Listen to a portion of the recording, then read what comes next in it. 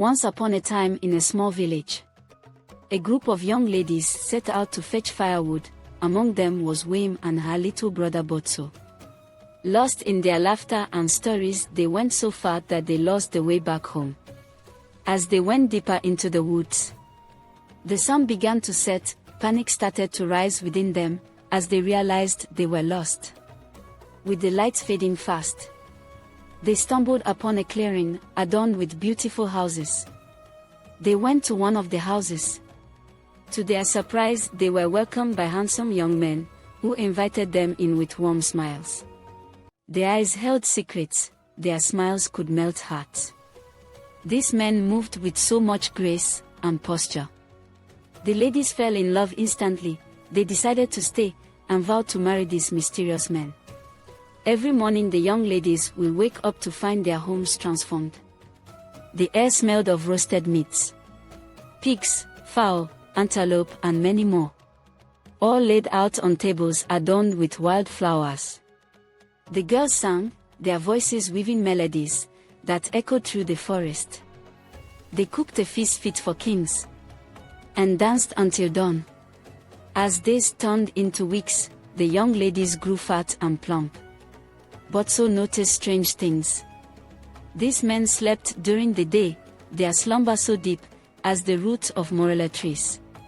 But when it became dark, their eyes sparkled, filled with desire, as they went out for hunting. One night Botso, restless and suspicious, followed the men into the heart of the bush. There, hidden by bushes, he saw a transformation that froze his blood. The handsome men shed their human forms, their skin rippling like water. And before his eyes, they turned into mighty lions. Their eyes fierce, their roars echoing through the night.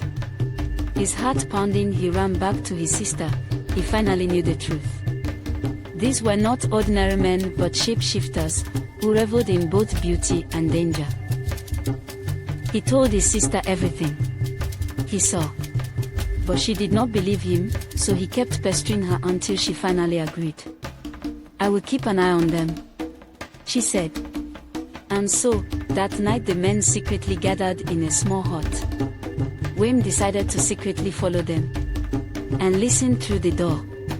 She heard them arguing among themselves. "When shall we feast? They are already plump and ready," one said. "One last meal perhaps." "I want my wife juicy and fat," said another. They all agreed that they need to feed them one more meal, and then they can feast on them. Her heart pounded as she heard what they said. She understood now that their husbands were not just handsome.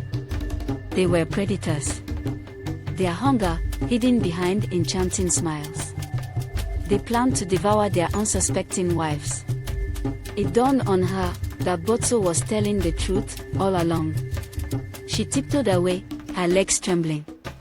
Betrayal hung heavy in the air. She told the other girls. They huddled together. Their trust shattered. Their trust shattered like glass. How could their husbands, once so charming, have such dark secrets?